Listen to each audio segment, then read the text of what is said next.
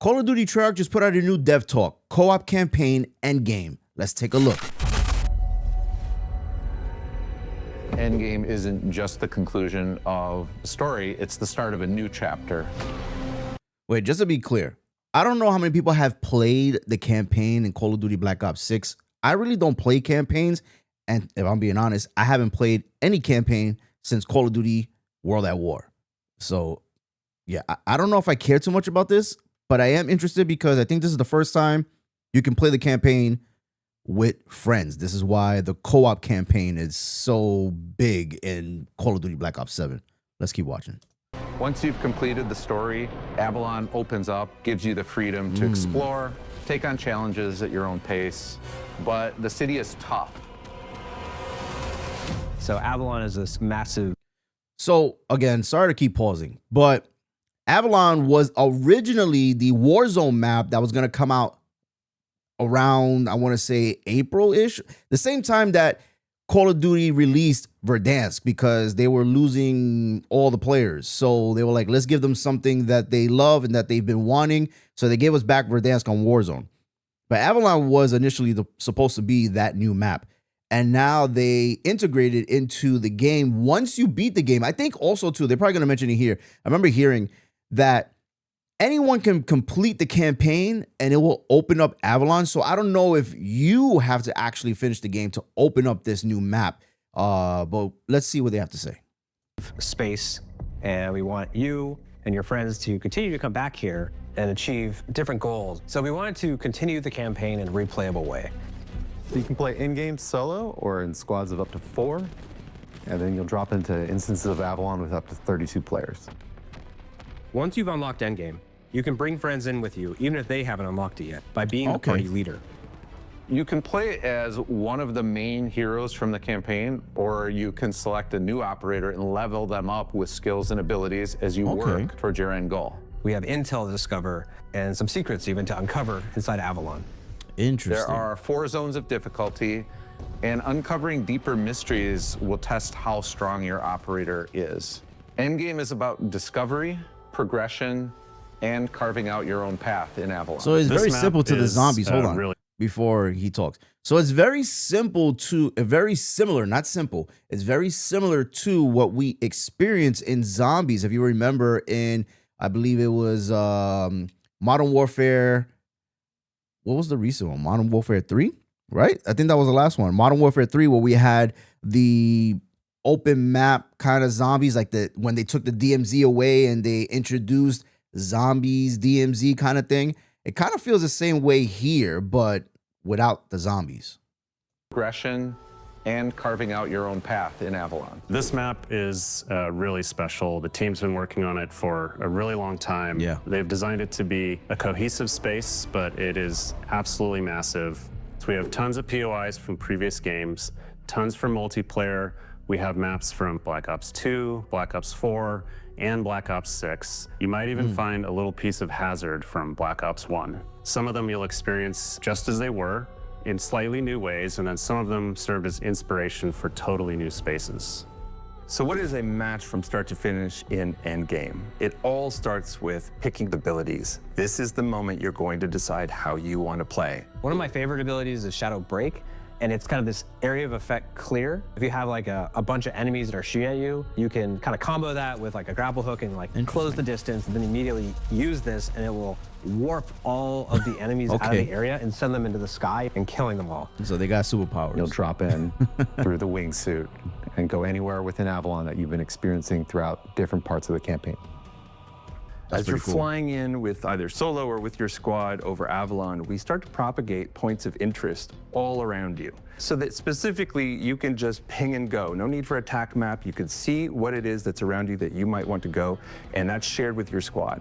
So once you've decided where you want to go, you land, boots on the ground, and the gameplay really starts to kick off. Fights, any kind of combat encounter, activities, assignments, all of these start to translate into building power. That power is registered through your combat rating. Every time you increase that combat rating, you're presented with a simple choice of, would I like this skill or this skill? And those skills are really kind of defining your roles and your play styles that you prefer as a player. You're kind of crafting this curated operator that you really love to play. In Endgame, the ultimate goal is to get to Zone 4, and combat rating and the power journey is building towards that. So as you're playing, you're leveling up your combat rating, you're hitting these kind of core milestones at certain levels, so at combat rating 5, 10, etc., where you're increasing your health, your armor, your movement speed, and most essentially, your damage. This is totally a different game. They're doing something, I mean, correct me if I'm wrong in the comments below, but this feels totally different from what Call of Duty has done in the past. And I give it to them. They're trying something new. I'm going to try it and see what it's about. They're trying to have more replay value in the campaign, so to speak, because we all know nobody really cares about the campaign, honestly. And I do think they should have released the campaign early. We're about 4 days out until release, which is November 14th. And it just, I don't know, they're trying to give you an incentive to play this. And they did say it. I don't think they said it here. Maybe I missed it. Whatever you do here, let's say you level up your guns or whatever the case may be, or you just level up, whatever you do here, it also counts in multiplayers and zombies. So I don't know. I don't know if I'll play this. I don't know if you will play this. Let me know in the comments below. First thing you're going to go after is combat rating 10. That is your very first damage upgrade. And what that means is you're now ready to push into harder zones. And then once you reach level 60 of your combat rating, you've maxed out yourself as a soldier. And so you've actually fully filled out 3 skill tracks. So there are and kind of really zombies? defined what this operator is in its final form. Endgame has 4 escalating zones of difficulty, which means more toxin, more enemies, harder challenges, and better rewards. As soon as you progress your operator and completed what you wanted to, you go to an exfil location, you need to hold out, you need to clear the exfil and let a VSOL drop and then finally exit the map. Because if you don't make it out, that progress doesn't come with you. And the only thing you take is the experience you learned. As long as you escape alive, you're gonna keep your combat rating, you're gonna keep all the weapons and equipment you have, so you can come into the next match and continue exactly where you left off. And for the first time ever for campaign, we have a full camo track, daily challenges, weekly challenges that can be earned both through campaign and endgame. Endgame is something that the team's really excited about.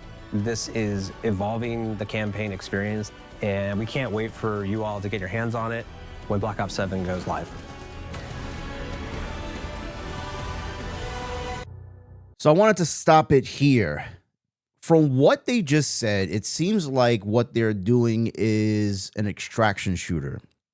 Their version of DMZ, their version of what we've been playing for the past 2 weeks, Arc Raiders, which I'm going to be putting out a video soon, so be on the lookout for that. And if you haven't done so already, make sure you go ahead and subscribe to the channel, hit the notification bell so you know whenever we go live or post a new video. But this is their third-person view. We've seen them do this with zombies and the DMZ. I believe that was Modern Warfare 2. To me, this is that iteration of it, but like mask different, explain different. You know, they're saying whenever you leave, if you don't extract or exfil, if you don't have a successful exfil and you don't extract, you don't leave with anything except for the experience. Whatever you leave with, you can take back with you into another game. I don't know. I mean, I love Call of Duty, so I'm going to give this a try. We're probably going to go live once the game gets released, but I don't know what to expect from this. It seems a little fresh or a refresh. I don't know what to call it just yet, but I'm excited for this. You guys let me know in the comments below. Are you excited for Call of Duty Black Ops 7? Are you going to be playing it day one? Did you pre-order? What are your thoughts? Until next time, keep gaming. Peace.